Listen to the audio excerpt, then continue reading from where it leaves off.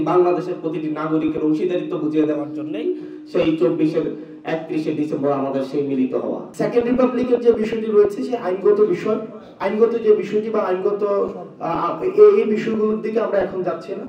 আমরা হচ্ছে এখানে জুলাই রেভলিউশনটা যেটা যেই স্পিরিটের আলোকে হয়েছে সেটিরই প্রতিফলন ঘটবে এই প্রক্লেমেশনটার মধ্যে। এই সেকেন্ড রিপাবলিকের বিষয়ে আমরা যাচ্ছি। আমরা এখানে বলছি না যে হচ্ছে আমরা পুরোপুরি যাচ্ছি না, আমরা এখানে বৈষম্যবিরোধী ছাত্র আন্দোলনের পক্ষ থেকে জুলাই প্রক্লেমেশন আমরা ঘোষণা করব, সেটা সংবিধানে অ্যাড করে সেকেন্ড রিপাবলিক করার দায়িত্ব সেটা সরকার নেবে। সরকার কি করবে সেটা সরকারের দায়িত্ব। আমরা আমাদের জায়গা থেকে যে শ্রমিকরা, যে কৃষকরা, যে খেটে খাওয়া মজুররা এখানে জীবন দিয়েছে, যে ছাত্ররা জীবন দিয়েছে, যে এই সকল রাজনৈতিক দলের কর্মীরা জীবন দিয়েছে, তাদের প্রত্যেকে সেই রক্তের মূল্য দিতে চাচ্ছি।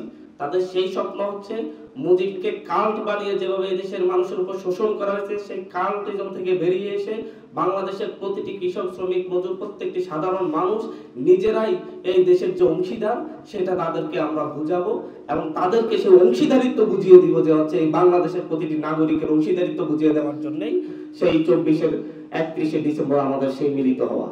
প্রক্লেমেশন যেটা ঘোষণা করা হবে সেখানে হচ্ছে আমরা একটা জিনিস বলি, সেটা হচ্ছে যে ইতিমধ্যে কিন্তু ড্রাফট বিভিন্ন রাজনৈতিক দলের কাছে পাঠানো হয়েছে।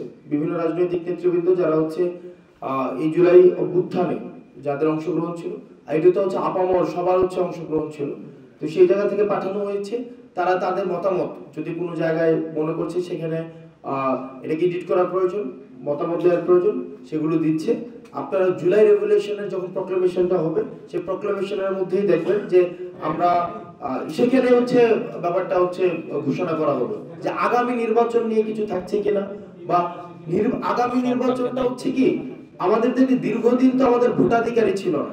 আমাদের যে এই যে মুজিববাদী সংবিধানটা এমন ভাবে প্রণয়ন করা হয়েছে যে মানুষের তো ভোটের অধিকারই ছিল না। এই যে আপনারা এখানে বসে আছেন, এই যে আমাদের বয়সী মানুষ, আপনারা গত 3টা নির্বাচনে কি ভোট দিতে পেরেছেন? কয়জন ভোট দিতে পেরেছেন?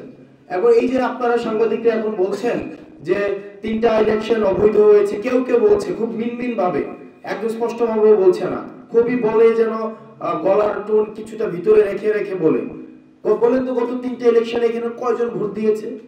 2-4 জনও দেয় নাই। যে 2-4 জন দিয়েছে তারা আবার একটা দেয় নাই, তারা আবার অন্তত 25-30টা করে দিয়েছে, মানে যে 2-4 জন দিয়েছে। আর যারা দেয় নাই একবার এই দেয় নাই। তো এই যে ন্যারেশনটা আমাদেরকে বঞ্চিত করে রাখা হয়েছে, জনগণকে রাষ্ট্রীয় যে শাসনের মধ্যে, আমরা রাষ্ট্রীয় শাসনের মধ্যে জনগণ কিভাবে অংশগ্রহণ করে সেটা হচ্ছে ভোট প্রদানের মধ্য দিয়ে, এই ভোট প্রদান থেকে বঞ্চিত করা হয়েছে। এই বিষয়গুলো আমরা প্রত্যাশা করছি এই জুলাই রেভলিউশন আসবে। আর পরবর্তী নির্বাচন কাঠামো কিভাবে নির্ধারিত হবে সেটা আমাদের সংস্কার কার্যক্রম চলছে সকল রাজনৈতিক দলের মতামতের ভিত্তিতে। সেটি অবশ্যই সেই সংস্কার কাঠামোর মধ্য দিয়ে সেই বিষয়টি উঠে আসবে।